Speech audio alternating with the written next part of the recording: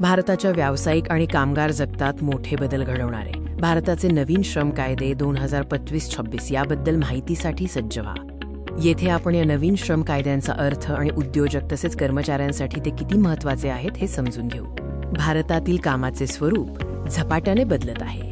या बदलांना प्रतिसाद देण्यासाठी आणि एक सुलभ आधुनिक कार्यप्रणाली स्थापित करण्यासाठी नवीन कायदे आणले जात आहेत.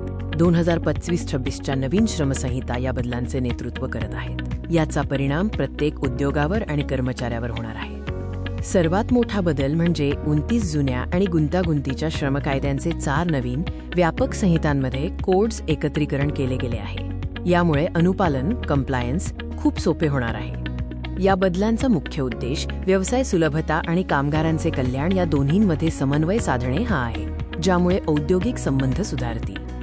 आता आपण या नवीन श्रम कायद्यांमधील काही महत्त्वाच्या बदलांवर लक्ष केंद्रित करूया. सर्वात महत्त्वाचा नियम म्हणजे 50% मूळ वेतन नियम. यानुसार कर्मचाऱ्यांचे मूळ वेतन बेसिक पे एकूण वेतनाच्या किमान 50% असणे अनिवार्य आहे.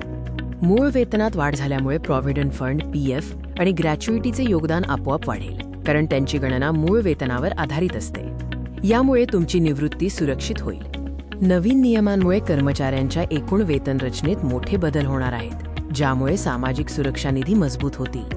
घरी मिळणाऱ्या पगारावर तात्काळ परिणाम दिसला तरी हे लक्षात ठेवा की हे पैसे तुमच्या दीर्घकालीन बचतीमध्ये आणि निवृत्ती निधीत जमा होत आहेत. आणखी एक मोठा आणि आकर्षक बदल म्हणजे 4 दिवसांचा कामाचा आठवडा निवडण्याची लवचिकता. तथापि लक्षात ठेवा की एकूण साप्ताहिक कामाचे तास 48 तास कायम राहतील. या लवचिकतेमुळे कंपन्यांना आणि कर्मचाऱ्यांसाठी अधिक चांगले काम-जीवन संतुलन साधणे शक्य होईल. नवीन कायद्यांच्या अंमलबजावणीसाठी उद्योजकांनी काय तयारी करावी हे पाहूया. सर्वात प्रथम अनुपालन महत्त्वाचे आहे.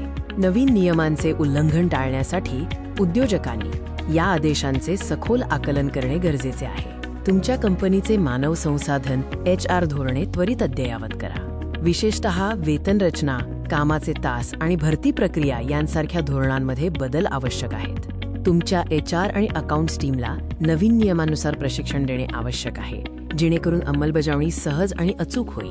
नवीन नियमांनुसार अनेक नोंदी डिजिटल स्वरूपात ठेवणे आवश्यक आहे. तंत्रज्ञानाचा वापर करून नोंदी आणि दस्तऐवजीकरण सुव्यवस्थित करा. शेवटी या नवीन श्रम कायद्यांचा अर्थ आणि त्यांचा सकारात्मक परिणाम काय असेल हे पाहूया. या कायद्यांमुळे उद्योजकांसाठी प्रक्रिया सोपी होईल, तर कर्मचाऱ्यांसाठी सामाजिक सुरक्षा आणि कामाचे कल्याण सुनिश्चित होईल, ज्यामुळे सर्वांसाठी एक सकारात्मक भविष्य तयार होईल. या बदलांसाठी आजच तयारी सुरू करा. तुमच्या कंपनीच्या धोरणांचे मूल्यांकन करा आणि आवश्यक असल्यास कायदेशीर तज्ज्ञांचा सल्ला घ्या. धन्यवाद.